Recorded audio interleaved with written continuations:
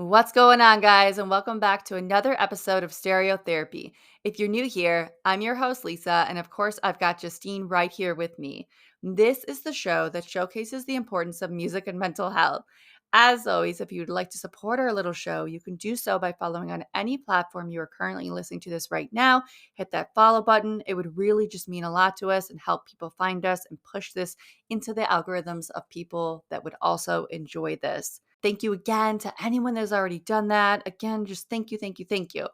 Today, our guest is artist Jack Adamant. Jack reached out to me a while ago. And again, it's that whole algorithm working because we were able to connect. He found our podcast, he enjoyed our show, and we got this wonderful conversation out of it. We spoke about Jack's first memories of falling in love with music, what he does to cope with his mental health, his own mental health journey, his music, and what's next for the new year. We loved having him on with us, and this was such a great conversation. So let's just get into it. Without any further ado, here is our conversation with Jack Adamant. Good. Nice to see you guys. Good. Yes. Nice to see you. Thanks so much for taking the time to come on. I know it's later over there for you than it is for us, so we appreciate it. Not that late, actually. It's like 8. Yeah, Well, it's fine. well, see, for me, I'm usually falling asleep on the couch around now. So you know what? You're much better than I am. So I'll take it. Um, but how's it going? What's going on? Just ask my parents to be quiet downstairs. And he said my sister and her husband, they laughed with the kids. They don't But want to piss me off. well, there you go. Um, Yeah. but again, like we'll just get into it and everything. I mean, again, thanks so much for reaching out and wanting to come on the podcast. And I remember getting your email and then checking out your stuff. So this is like really, I love that. I love that our podcast is getting out there. For anyone that is maybe seeing the title of this and isn't familiar with you, if you just want to give a little introduction to who you are and what you're about. Jack Adamant, and I've been around for a little bit, for a while, playing music, kind of indie punk or folk punk, that kind of music, I think.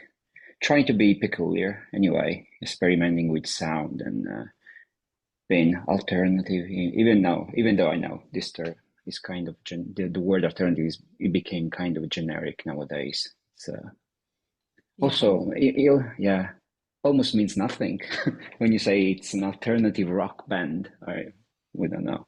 Yeah, Yeah. it is. You're right. Because Mm. alternative, I think even when we were doing like a 90s episode, it was like alternative is it's there's so much to it, right? Because at one end you Yeah. can Yeah. have, say, Justine, one of your favorites too, Nine Inch Nails, and then the next you can have someone like Hmm.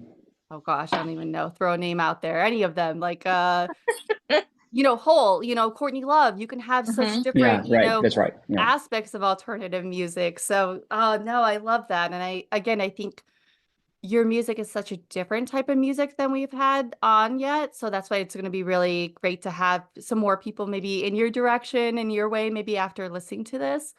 Um, Yeah. Thank you. yeah. And if you were going to, I know it's something that we do, and I know some podcasts do it, but if you were to come up to someone that, on the street, wherever, with your Mhm. music, and you were going to describe your music in 3 words, what would those 3 words be to best describe your music to a new listener? I think accessibility will be the first one. We try to compose and to produce the kind of music that can be that people can relate to, I think, Hmm. and yeah, easy to access, and at the same time, connection. Because the point for us, that's why we release music. That was the biggest struggle for me in the beginning. Like I was writing, but then I didn't want to release anything because I felt the fear of showing too much about myself, and so I kept some lyrics and some songs just for myself for too long, and then I felt there was finally time. You surround yourself with friends and people that reassure you and tell you it's fine. Just even if the song is not the best song, it won't be the next Beatles song. Just Hmm. release it. Probably people will. will find like useful for them and find some inspiration in your music. So don't keep it for yourself. Just put it out there. So connecting for us is always. I'm talking mainly like me and my drummer. Is the we are the two of us has been working on this Jack Adamant project for so many years, and connection has always been a big thing for us. When we go to shows, we try to talk with other musicians and person, real life, and also through social medias nowadays. We always try to get in touch with other people and to connect.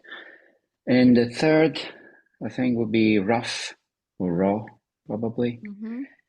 We try to keep it consistent, and we like that the way we record the song should be simple or effective, so that when we play the song live, it could be there won't be like a massive difference. So the song, the way it's being produced, should be also playable, in a live set. And also like thinking like if other bands wants to cover us, it will never happen. But just it's gonna be easy for them to learn, just to tune the guitar in a different way in very easy chords. Just easy, rough. I love that. I Mhm. think that's what I like too, and why it's going to be such a different sound. Because we've had some people that are pop punk, some people that are pop, some people that are, Right. but I think you kind of have that. It's just such a unique sound that I think that's why I was just so excited when you had reached out and I could dive into your music because admittedly I wasn't familiar. So it was really cool. It's almost like that. I know I've said it before, but that universe working with our podcast of pulling Mhm. certain different people into here, that's really cool and unique. So I think Oh, all thanks, those very appreciated. absolutely. So we know music is like therapy to you. In what ways is music therapeutic to you? Oh, there's so much to talk about it, and I feel that for so many years I've been hiding or all my fears and whatever I have. I still don't know. It's just you talk with your friends, and sometimes too scared to see a therapist or someone with more expertise, I think, in that field. And I think that music always helped me to understand myself, because whatever I wrote like in the past, when I read it now, or at least now, I can understand more and see, oh, this is what I was experiencing or living back then. That's why I was writing those words or whatever. And something has been improving in my personality, because in the previous bands where I was playing, they used to tell me that I was like bipolar and very moody most of the times, drastically changing in behavior. I don't know why. It's like something that you don't actually understand or you don't notice. It's like it was pretty normal for me. But then when few people start telling you the same things, then you start worrying. It's like, okay, Mhm. that's something that I should probably think about it or worry. And I don't know, music has always been kind of a cure for me. He helped me a lot in going through hard times, like a depression or when you don't feel right and you don't know what's going on or what's happening to you, but you just feel that detaching from whatever is around you and focusing on music or any creative process. Also, painting could be the same, I guess. And he helped a lot, I think. I love that. I think so many can relate to that and where music speaks. I mean, I know Justine, you've spoken on that too, where, Yeah. you know, and how we met each other because of Mhm. music.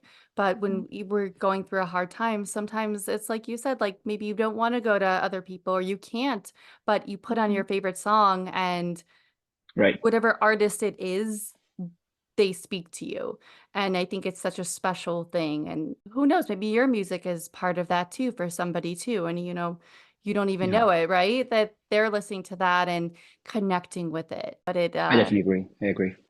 I mean, speaking of some of those artists, I know, some of your influences in doing some research on you, whereas anywhere from the Lemonheads, Pixies, Yeah, and even I was shocked at this one, Sincere Engineer, you're really from into because Chicago. Yes, those are my Yeah, home. I'm originally, I say Chicago, but 30 minutes, but yeah, from Chicago. But I was shocked to see Sincere Engineer, and that makes me happy that they're getting out there too. Um, that's so cool. oh gosh. And I mean, Yeah. those artists, what I know you're really big on too, while being influenced, you want to make sure you're your own artist, which I love because that's so important. And that's even us, where we get inspiration from other podcasts. We're our own too. But what is it about those artists, or maybe even other artists we don't even know about? What is it about them that influence you? I think the power that they have in their sound. Actually, I love also the Menzingers or the Wanted Oh, Years. oh yes, Yeah, oh yes. My lovely. kind of Yeah, I love the Menzingers. Their new record is so so good. yeah, so good, really. And Hot Mulligan too. I think Yeah. it's the yeah that was digging recently a lot. And but Sincere Engineer a lot. Yeah, I really love them. And I don't know. It depends on the time by time. You get to listen to new bands, for example, discover new bands. And, Hmm. it opens up a new world or a new kind of style of music. Like Midwest emo, for example, was something new for me, and I discovered it through like American football or Tiny Moving Parts, Oh, American Calico's Groove. football. Yes. Yeah, yeah, and I really enjoyed, and it put me like in a state of mind that it makes me feel better, like in a sense. And I think it's the energy that music can pass, or the power, as I said, and but also the about the lyrics. They something that you can.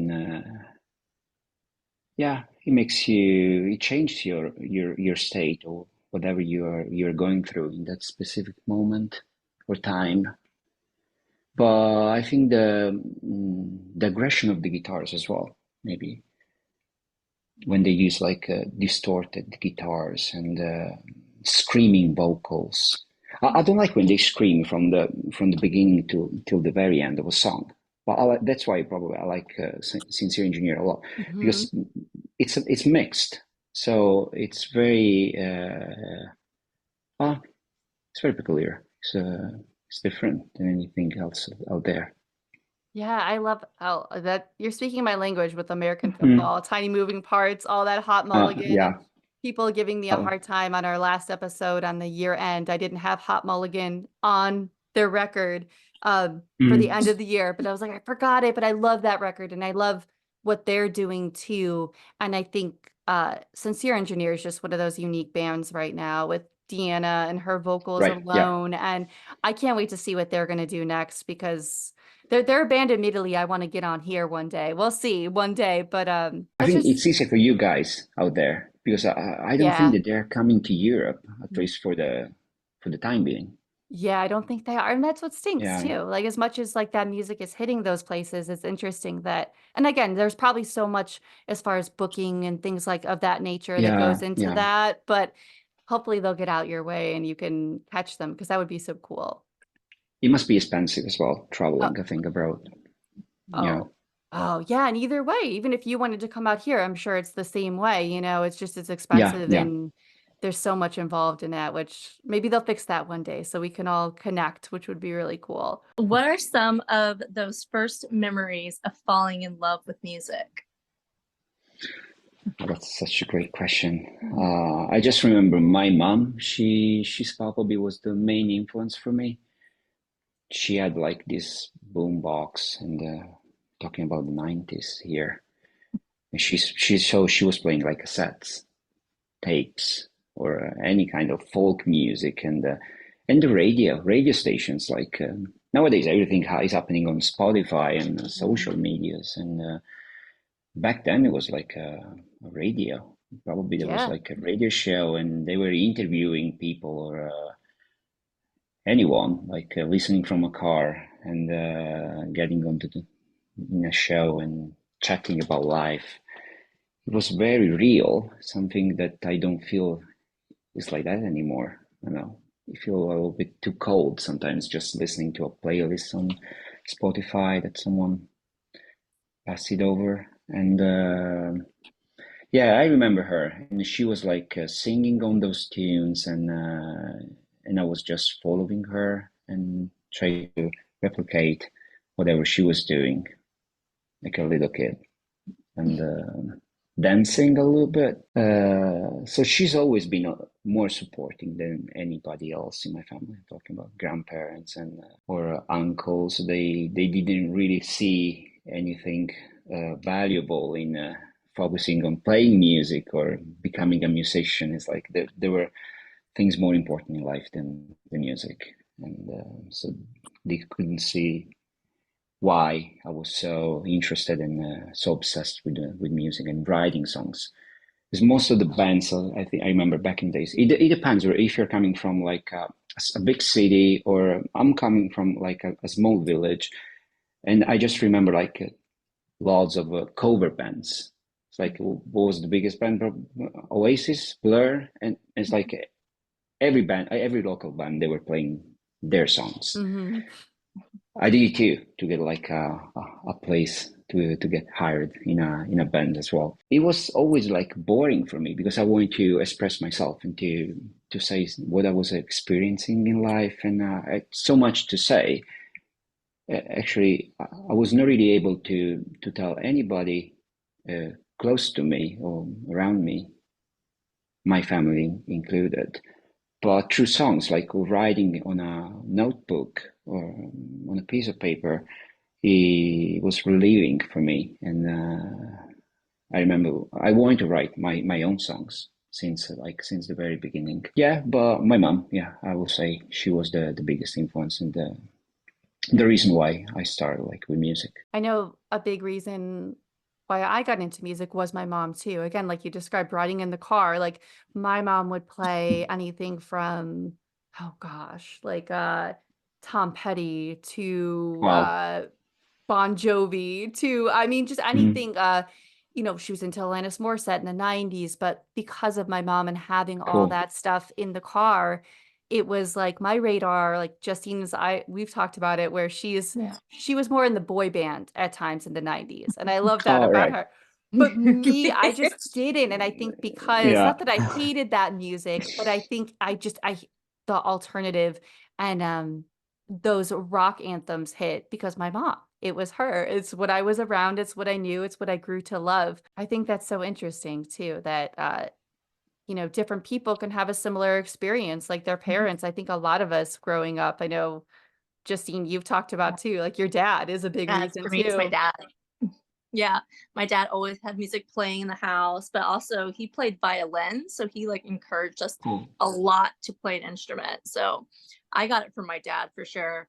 I was raised with classical music playing, but Wow. also classic rock, so like Jimi Hendrix and um Toto.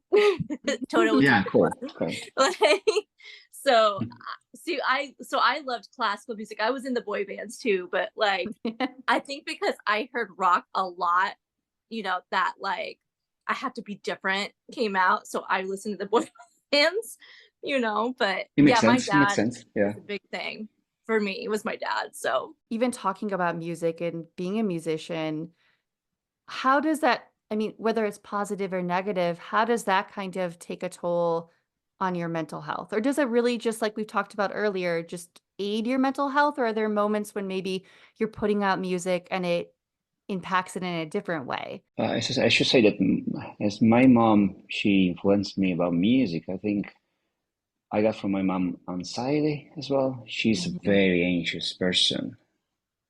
My little sister too. So I don't know, obsessed with tiny details or whatever is happening. Mhm. The tiniest thing, it becomes like a gigantic thing all of a Yes. sudden, and start like overthinking.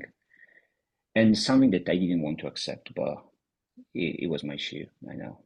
So I just have to deal with it. I don't know. Anxiety could be checking the stove multiple times, Yeah. and I was just ignoring, like leaving the apartment, locking the door, and then playing with the handle there to see if it's actually locked. Mhm. in the beginning it was only one time, then like two times, three times, and now just some filming the overall process from closing the door, locking, and double checking the door is actually closed. I know, sounds crazy, but No, it doesn't sound crazy. I can Yeah. relate No. to that Oh yeah. so much. To this day, I do the same thing as the stove where even yeah. my fiance stays up a lot later than I do, but I'll be like, if I cooked that day and I'm going to Mhm. bed, I'm like, oh, I checked the stove. And now I know I checked it multiple times, but I'll be going to bed and I'll be like, hey, like, text from upstairs, can you check the stove again? And he's like, We cooked like hours ago. What are you talking Yeah, I about?" Or know, the I know. door is the number one thing too. And I know it's very relatable. And I think a lot more people go through that. And Yeah, I thank you for sharing that because I think a lot more people hear that. They're immediately when you said that, I'm like, oh, I don't, that's me to a T. And I know Justine, I don't know if can you relate to that? Oh, definitely. Like hair Yeah. straightener. Gotta make sure the hair straightener was undone. I'm always worried that the door, if I go out to like take the dog out, I'm like, oh my God, did I lock the door on accident? Because I've yeah. been locked out so many times. That happened um, to me too. Yeah. oh yeah. Like stuff like that all the time. I deal with that all the time as well. For sure. No, but it's like yesterday night I was talking with a friend of mine. She's called Anja, and yeah, she works in this kind of field. And jokingly, we were talking about me filming, and I was showing her the video on the mobile because she couldn't believe me. It's like, this is too crazy. Why are you filming or taking pictures of the room? The light is off, so it's a pitch black picture that you're showing me. But it reassures me, it makes me feel better that I know that it's that when I left the apartment, there was actually no thing. It actually was off. No, no, I'm sure it was off. And that was the way I was playing with her. And she said, "Yeah, but don't underestimate this thing because it's gonna get worse. So the more you're allowing yourself in doing so, triple checking the door, for example, is not gonna get any better. It's gonna be next year it will be like four times, or maybe next month. You don't know. So it's actually, as she was telling me, it's like you need to actually take time of thinking what you're doing and kind of forcing yourself. Is like, okay, the door is closed. And then it's like relaxing and thinking, yeah, I'm sure. I don't have to check. And then you have to do it like multiple times, the same procedure, and it's gonna help. Then you feel like, okay, now I'm back to stage one. That was the thing. But I wrote a song about this, and it was like brush your teeth with your smile. It's like facing your your daily life or ordinary life, starting from the morning, like simple things like brushing your teeth could be like a challenge for somebody. And the fact that you do it like with a positive mindset helps a little bit, like facing things during your day, being positive and trying to see simple things like a big achievement, like also like congratulating, complimenting yourself for achieving something. It helps. And it's like there was the song about like it's really helpful. Like when you talk with other people that actually experiencing the same thing because it makes you feel uh, more worth it than you think. And the fact that other people are experiencing the same issue, you feel like okay, I can talk with them. It's not a problem. I don't think that they will judge me for who I am. I don't know if it's the same for you there. Yeah, no, I did. I mean, that was it's funny because you took one of my questions was about that song. Mm, And the best part, so you said it beautifully, but I think it is, and that's why we wanted to start the podcast too, and that connection with music and mental health, because I know I've had my own struggles with anxiety and potentially undiagnosed ADHD, maybe even where I'm trying to take those steps to get that. And having Justine share her journey too, it was like even us two together, but anyone we have on, in some way, they relate so much. And even mm, like you bringing up like brushing your teeth, I think so many people don't realize how those little things really affect you. and Yeah. how maybe when you're having a tough time, or even like brushing your teeth or taking a shower is another one of Yeah, them that yeah, people may say, "Oh, that's gross," or "That's well, how could you not?" But maybe you've never been in that place where it just consumes you, and even getting out of bed. So I think that it's so important to have that, and people like you that are using a song like that too to address that, and I love what you said too about trying to be positive too about, like, an accomplishment, like, "Okay, today, I brushed my teeth," or, "Today I did this," and that's what we try to do too, and say that maybe the day was a little bit not good mental health-wise, but we accomplished whatever it was, or maybe we checked this one less time, so I think that's so important you brought that up. cheers. What No, but, tools do you use to cope when you are struggling with your mental health? as we said before, listening to music, it's a crucial thing for me. And I remember that I used to use like Dookie by Green Day as a Mhm. cure. Hmm. It really helped me a lot. It's like, or Neutral Milk Hotel. Mhm. It's like I used to listen to them a lot, Yes. and yeah, it was really healing, whatever was happening to me. And I know other bands like Dinosaur Jr., Bob Mold, or Cloud Nothings, but something very fast, powerful, punk. I don't know. It's just I was talking with my parents about this as well, like, and they said, "Well, don't you think that classical music should be more useful for you?" I said, "No, it doesn't work for me. I don't know why, but it makes me more sad." Mhm. And Yeah. so I'll stick with the punk music for now on. And sincere engineers, like, or as we said, American football as well. It's like recently when I listened to them, I feel much better. Yeah. How I I love just that. yeah. I can relate a lot to that because I'm a Mm. huge Green Day fan because me and Lisa talked about that a lot. And because like I mentioned, my dad played classical music a lot in the house, and Mm. we were always taught that classical music is supposed to like calm you down, but for me it did not do that. It, like you said, it makes you more sad than anything. And I've talked about it before, even with Lisa, where it's like a lot of times I skip slow songs because I don't want to listen to things that are slower. I need to listen to things that are really fast paced or upbeat or sometimes angry. Interesting. Because like if I listen to sad songs, then I might get too in my feelings and like too sad when I'm already down, you know? So I love that you mentioned that. I can totally relate. No, but I really wanted to mention it because I was listening recently to a lot of your podcasts, and I'm gonna tell this. I'm gonna lift it up when I'll be there. And yeah, it's incredible how music can heal, it can help. It's like I thought that it was only me about in the beginning experiencing music as a kind of a cure, but then it's not only me. It's a real thing. Definitely is. Like like in being anxious, it's weird. Like the most place I'm not anxious is if I'm seeing like a show in a crowded venue where most Hmm. people would say, "Wouldn't you be anxious like going there or going to the city and going inside?" And not at all. But get me into a grocery store or another crowded place. Oh yeah, no, it is, but it's something special about that, and I think it is that healing energy of it that maybe calms, because otherwise I probably would be really more anxious. But for some reason, get me in a dark venue with people that are like me, and I'm the most at ease. Yeah, we don't feel out of place.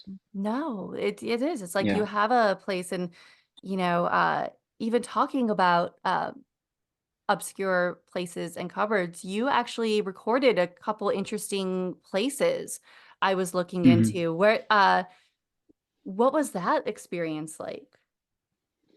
I think it was a little bit the pandemic, that Mhm. time, the isolation, and something that I never experienced before, and it was very depressive and a lot of frustration, and we don't know how to use that time in a productive way. And yeah, you ended up in those sort of places where your mind it's full like of fears and stark. you want to get out of there, but it's complicated. And we found that like writing songs and writing about it could help us. And yeah, mainly me. Just I felt like yeah, I'm gonna try to focus on writing songs and not thinking too much, overthinking too much about all other sort of things. Otherwise, it's like it's gonna be only worse. And yeah, any help, I think. Obscure places is just for me mainly means the places where our minds get stuck, and you feel that just there are no windows, no doors. It's like you're just in this place and you cannot get out of there. And if you dwell, or if you get stuck there for too long, yeah, it's destructive. Yeah, you're gonna hurt yourself, and you don't know what's gonna happen next. So time to time, when you overthink about stuff, and then it's like you ended up in this kind of obscure place, mainly with your mind, and then I know that I have to take a rest. I have to give a sort of rest to my mind, and the only way, just yeah, for example, you go for a walk or you read something, you have to do something completely different. Just get out of there, and yeah. So it's like your brain needs oxygen, and if you give it to it only for a few minutes, it's gonna help much more. But I don't know, it's complicated because it's like sometimes I felt that I was stuck in that kind of phase scenario for too long, and I couldn't go out because I couldn't see any exit. So I was just there, and everything was dark, too dark. During that time too of the pandemic, I think a lot of people, I mean, that's when mental health really got the forefront, at least over here, where people were starting to pay attention and how bad it can get. I hope that the conversation would continue. I feel like sometimes here people have forgotten that sometimes you do feel that way, like you were just describing, where there's it's hard and it's tough. And I think Mm. I hope that we can continue, whether it's this conversation or other conversations we have with people, that we open those doors to the mental health because it's so important. And I'm glad that music has been there for you in your life during those times. I know Justine too, it's been there, and a lot of people that listen to this, I'd like to think are the same way. Oh, just thank you for sharing that. I think it's so important, and I think someone hearing that might feel less alone because we've all been in that kind of space before. No, but I really love your podcast because listening to it, I feel like there are people out there that they feel the same. So I'm not alone. And the fact that I don't feel that I'm the only one like having this kind of issues, it feels like less that you have issues. I don't know.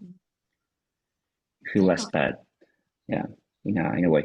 But anyway, in this record, Obscure Places and Cupboards, there are a lot of songs that encourage you to react, like you first, and to get to try to be in a better mood, or to be positive, and yeah, to get a reaction to in a sort of way. Kind of just goes into what you just said about like one of the songs, Itchy Memories, is one of those ones that I think it almost reminded me. I know in doing again some research and Mm. you speaking with Vents magazine about kind of the song and how we all have those memories that maybe we'd like to not have. Like maybe I'm thinking of like Eternal Sunshine, Spotless Mind, where you want to wipe it clean because you just don't want to remember, but how important it is to get through it and get to a place to accept it, that they're there and they're going to be there in some way, whether positive or negative. And I just loved that. And I think we can all relate to that. And um, for you, do you think getting that out there was such an important message to get out there? Because I think we've all felt that way. Yeah, I felt a little bit ashamed when I wrote that song. It's like sometimes it feels too personal and you don't want to share it. And then I talked with Jed, the drummer, and other friends, and it's like there's this song. It's like I don't know, and they encourage you. It's like no, I think this is a good message. People can relate to this one. Just don't keep it for yourself. Just put it out there. Mhm. And Oh, each memories, everyone has it. You know. yeah, and like I said, it brought me Yeah. back to Eternal Sunshine, like right away. That idea of we've all been there, and that's one of my favorite Yeah, movies, that it just reminded me of that, listening to yeah, that, right. and then reading what you said about the song. I was like, oh, I can see this, like Hmm. listening to this, and it's one of those things I think I can apply it, and I'm sure maybe someone hearing this too can apply it to their life, of certain memories or certain things they've overcome, and how it's important that it just, I guess it's part of our journey in a way, even if it doesn't feel that way and it's really hard, a hard memory or a hard thing in your life. Maybe somehow it fits in the bigger piece of a puzzle or something to add to Yeah, it's your when, story.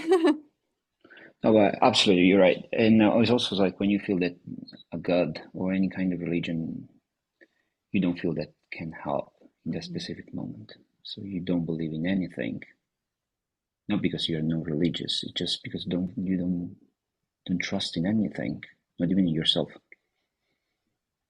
Yeah, and I know Justine and I, we've been there. We've had that conversation too, where sometimes it's you're in a spot too where you don't know what to believe or what to do. Just so many good things you're saying in here. I can't wait to have this out. But Yeah. What would you say has been your proudest moment of the releases you've had so far? Oh, this one, I think, Obscure Places and Cupboards was the proudest moment, I think. And all the reviews and people that could relate to those songs, and you felt like after so many years, it's like, okay, now we are touching base, we are going somewhere, reaching like a big result, and people noticing us. There was like something for me very important. It's like, but as you said, it's like when you talk with people and they say that thanks to that song, thanks to you first, or each memories, um, thanks to that kind of message, they feel like a better person, or they think they understood something more about themselves. It's like it makes me proud of what we are doing, and it gives me the strength to keep doing this. It's like, okay, then if I'm writing new songs, probably I should release them, or I should keep writing, because there will be someone out there that is waiting for them, or those songs can help someone. Such a big moment for us is like when we released that one, the record. And now we're working on new songs, and reviewing some old ones, because like when we released Obscure Places and Cupboards, we had so many songs in store, and most of them they were produced, but we decided only 10 will be released in this record, and the rest of them will be just left behind and probably reconsider it in the future. And that this is what is happening. Also, the sound now is changing a little bit. We is moving more to shoegaze sound compared to the past. I don't know. We just go with our guts and feeling, and I felt mainly that I wanted to change the sound a little bit for the next record. Yeah, it was all right. So we know you have a new single coming out. What can you tell us about that? The new one. I think you are the first one listening to yes, that one. yes, you sent it on over. Yeah, the exclusivity, and I don't know. I've been talking with Jed about releasing a new song, because like we felt the pressure that is like Obscure Places and Cupboards now is too old. Mhm. It's like already too old. It's like people have zero interest in talking about it. So we have been on and off a little bit, just some acoustic versions or stripped down versions of these old songs. We wanted to release something new, and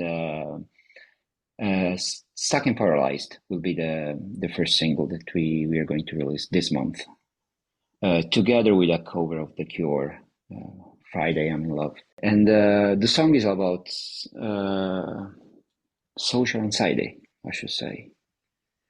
And it's been written every time that I was in those clubs, in a corner, left alone, and didn't feel that I wanted to chat with anyone. Yeah, you leave the apartment knowing, or just repeating yourself, I'm gonna go to this club, I'm gonna go to this concert, and I had to force myself in talking with at least three people. But then you ended up there, and you feel like too shy or insecure, and you are just you just wanted to listen to the band and go home. And actually, this is was about the song that I was when I was writing, because it's been written and rewritten too many times a little bit, just but small adjustments in the lyrics, and that was it. And I think the message is like try to get out of your comfort zone or social media life and try to enjoy a little bit more your real life, because it's there that everything revolves, and so you won't feel that you've been wasting time, just because sometimes, at least for me, it's like when I'm spending too much time home in front of a computer or chatting with people, that you don't feel that sort of like connection, or you don't feel like you are doing something that more valuable than meeting actually in person with those people. And sometimes it's just enough to say, but why don't we meet tomorrow instead of being here chatting? Like, and it works. It's like, I think we feel too comfy sometimes in typing or texting. It's like, it doesn't take too much energy. I don't think that is good for us. I agree. Even with the podcast, I find myself, I have to pull myself away. And as much as I don't like social media, unfortunately, you have to have it. But Hmm. because you have to get your stuff out there. And it's like, okay, I got to do a TikTok, I got to do a reel because that's what Instagram wants and things of that nature. And you do, I have to push myself constantly, like, okay, you know what? Step away from this and the editing and the podcast and go out and talk to your friends or whatever you're going to go do, a walk, whatever, and um break away from it and kind of Yeah, go out of your yeah. comfort zone or whatever it is and get away from that. As much as it's great, I mean, although it's not being a musician, you're still, I can relate to like where you're or just being like you said in one of those clubs where you go and you're excited. And there, as much as I've said I'm less anxious in a concert place, there have been moments where I go and I just want to hang in the back. I'm all by myself if I go alone. And what am I doing? I'm on my phone, right? Instead of the interaction maybe I could have. So there's moments of that I can definitely relate to where, No, but I like that I'm here preaching. It's like, go out of your comfort zone, go to a club, talk to people, and then I will be the first one not talking to anyone. oh, yeah, 100% too, right? I find even with our podcast, I always like to say too in the podcast too, look, even though I say that, look, we are still a work in progress too. Like I know, like sometimes I'm like, oh, I should really practice what I try to tell other people too, that I think it's a balance. Yeah. But I mean, again, thank you for sending this single over. It was really exciting and sharing that, and I can't wait for that to properly be out there. As far What as did you think? I liked it. I liked that it was very different than other stuff, and I did get that shoegaze vibe. And I'm a big Cure fan. I love the Cure. And I was just like, I think that's going to be one that I think where maybe if something didn't hit for somebody, which I don't know why, because it's that punk, I like your vibe. I don't know. I really, really enjoyed it. I was like, this is okay. Like this is going to be good. This is going to be good for them. So I hope so. I'm excited. I'm really excited. I listened to it right away when I got it. I was like, oh, I could listen to this while I'm driving today. So it was so good. And I think shoegaze is now one of those genres that is a lot more people are getting into, which is really interesting. And that's why I think that one's going to really hit really well. Yeah. I think so. I think the songs that we have in store, they're more shoegazing than this one. This one is still like more punkish, Hmm. so in line with our old style. But Jed drew the cover and Oh. trying to yeah, to represent this kind of the main character that is got stuck and paralyzed because of social anxiety. And Yeah. it's relatable. Like I said, like I Mm. struggle with it. I know Justine does. I know other people have reached out. So looking forward to that. And as far as, we are right there for like 2024. Besides this single coming out, are there any big plans for the new year for you for musically? Are you, any touring, any shows, anything you can talk about maybe at least? I think we were planning to do some shows and some rehearsing and recording like this December, but then Jed felt that he needed some time apart from the band, a little bit of rest, and yeah, he deserves it. He works a lot on this project as well. So I think I'll be teaming up with Vix, the guy playing bass in our band, and we need to re-record some parts and try to understand what kind of songs will make it to the next record. We didn't come up with the title of the record yet. We don't know how many tracks will be in this next record. We feel very anxious and we feel like we want to release like a full record again next year, but we don't know when this will happen and if it will be doable, manageable to do like in the next months. But for sure, like spending time together with the band, enjoying the time together. It's like sometimes I keep repeating them. No stress. It's like we don't need to be the next Pearl Jam. It's like it's fine whatever we do. Yeah. It's okay. Yeah, no big expectations. Keep doing whatever we're doing. Keep it simple, and it's a struggle to be like an independent band as well. But we want to try to make a music video for this one. I already started like putting some videos together. Like try to make something a little bit trippy. I don't know. We'll see what that will be. And recording new songs and playing shows. I don't know. Now I'm in Italy, but soon I'll be back in Stockholm, Sweden. And both Jad is in the north of Italy, Vix is in the south of Italy, and it's just three of us, and it feels like the perfect number for us and for this kind of project. It's like it's more manageable. I always felt when you are too many in a band, then it can be complicated a little bit. And I'm a control freak, so I feel that I can take care of them if it's just few. Yeah, but yeah, playing shows for sure as well.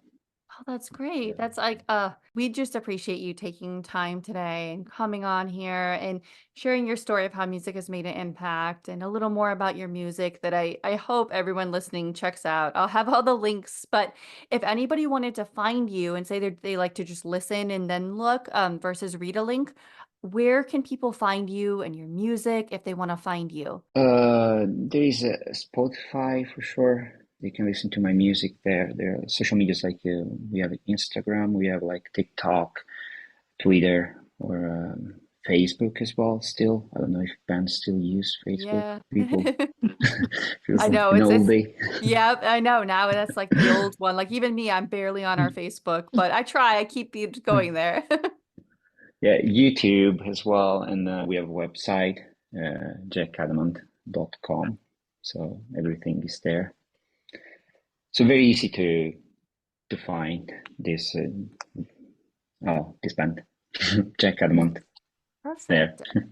Perfect. Good. I'll make sure I post all those links and all that. And again, thank you so much for coming on and taking time this evening for you. And again, this will be going out Tuesday. I mean, it's going to be out when people are listening to this, but I'm really excited to have this out here. And again, thank you so much for connecting with us and sending that email. And this has just been a great conversation and appreciate your time. Thank you so much for having me. It means a lot. Yeah, absolutely. And we'll talk soon and we'll be in touch. Whatever new music is going on, we'll be in Yeah. touch. All right, guys, and that was our conversation with the artist Jack Adamant. Again, such a great conversation, and it just really made Justine and I see that no matter how far away you are in distance, in any aspect, you can connect over music and mental health because there were so many similarities, whether it was Jack living American football, Midwest emo, to his own mental health journey, and so many things we could relate to. So that's what this show is all about. So it was really, really cool to connect with someone on that level. As always, I'll have all links below in the description, but as always in the episodes, we also have it in there. So if you're one of those people that likes to listen and then find it, you're all set. But guys, we got one more episode left next week before we take a little break for the holidays. So it's crazy to think that we are here. It is holiday time. Hope whatever you're doing to gear up for that, you are doing well. You're doing well in your own mental health journey. You're listening to good music, finding time to relax and just take a deep breath as we go into this holiday season. But As always, you will hear Justine and I next Tuesday, bright and early. But all right. Bye, guys.